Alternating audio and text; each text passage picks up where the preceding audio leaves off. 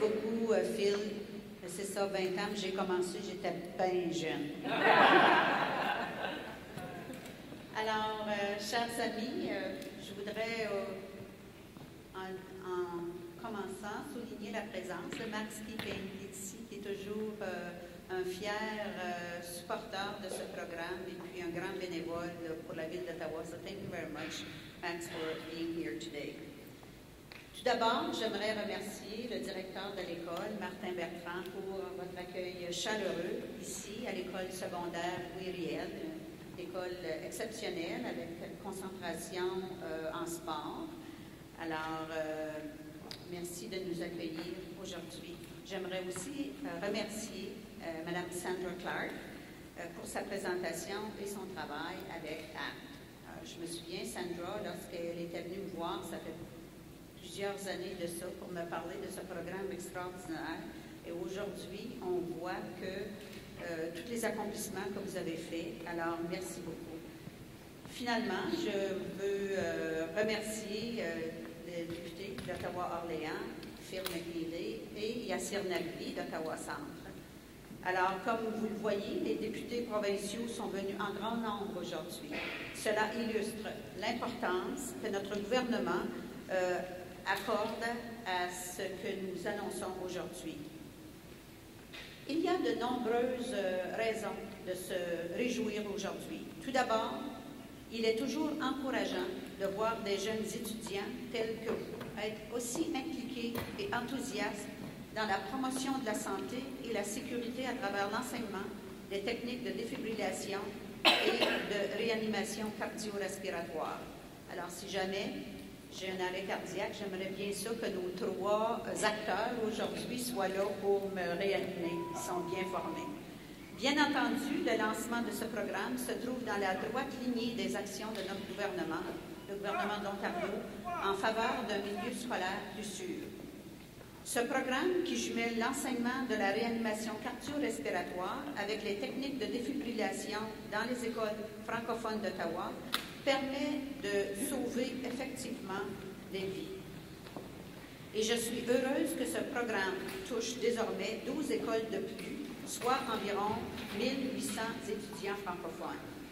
Il convient d'ailleurs de noter que l'Ontario est à la fine pointe de cette technique, puisqu'elle est la première province à soutenir l'enseignement et l'utilisation des défibrillateurs dans ses écoles du niveau secondaire. Une fois de plus, notre province démontre ses efforts à promouvoir un environnement scolaire sain et sécuritaire pour tous nos enfants. Our government believes that by having more citizens in our communities who can respond when someone experiences cardiac arrest, we can save more lives. That means a stronger, healthier Ontario for us all. It also means we're empowering teachers and students to make a difference in their school and communities by learning new life-saving skills. Tout cela, bien entendu, ne pourrait être possible sans le travail mené par la Fondation ACT, qui formait déjà 139 000 jeunes par année à ces techniques. Au total, cela représente plus de 1,2 million de jeunes depuis la naissance du programme en 1994. Mais la Fondation ACT ne serait pas arrêtée en si bon chemin et a étendu son programme aux écoles francophones.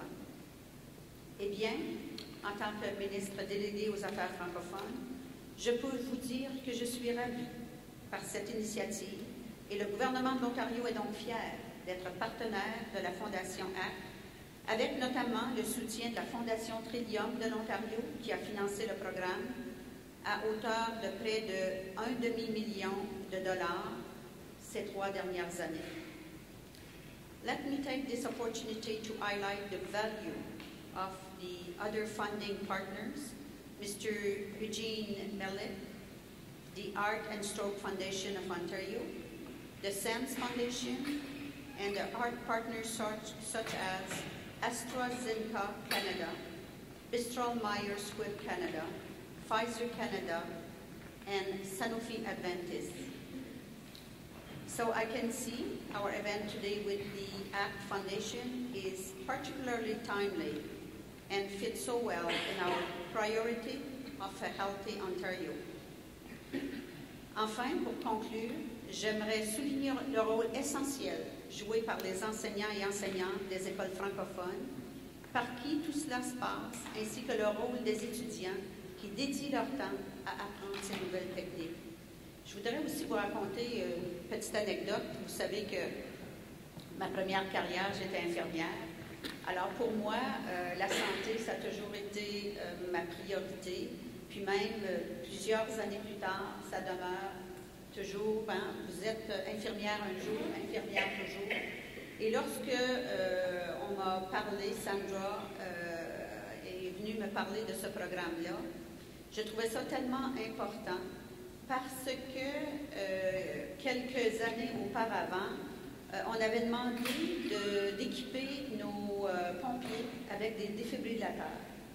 Alors, il y avait beaucoup d'objections. Hein. On pense toutes que ça prend soit une barre noire sur sa coiffe ou avoir un titre de docteur pour pouvoir défibriller quelqu'un qui est en train de mourir. On ne peut pas lui faire de tort. Hein. Il a fait un arrêt cardiaque. Alors, oui, le Conseil avait décidé à ce moment-là d'équiper nos pompiers et de les former avant que les paramédics arrivent, les former à la défibrillation. Alors, j'ai une réunion communautaire à Vanier avec le chef de police et il y a ce monsieur que je connaissais bien qui arrive au micro pour poser des questions. Et là, je le vois venir blanc, des grosses sueurs. Alors, je suis assise à la table et j'ai dit, monsieur, est-ce que vous êtes correct? Il dit oui. J'ai dit, est-ce que vous êtes correct?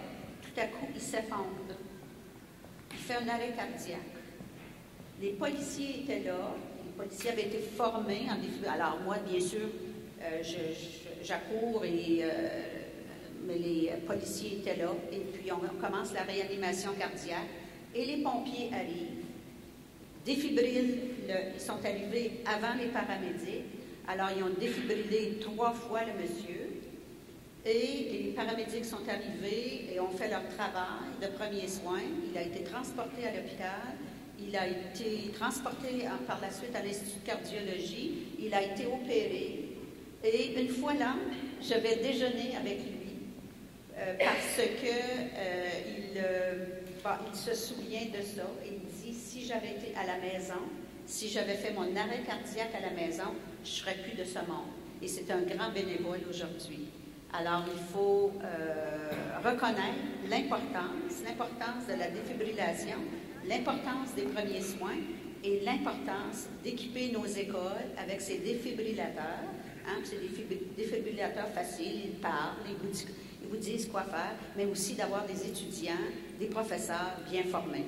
Alors, félicitations aux écoles, félicitations à Sandra et ACT, la Fondation ACT pour ce bel événement aujourd'hui. Merci.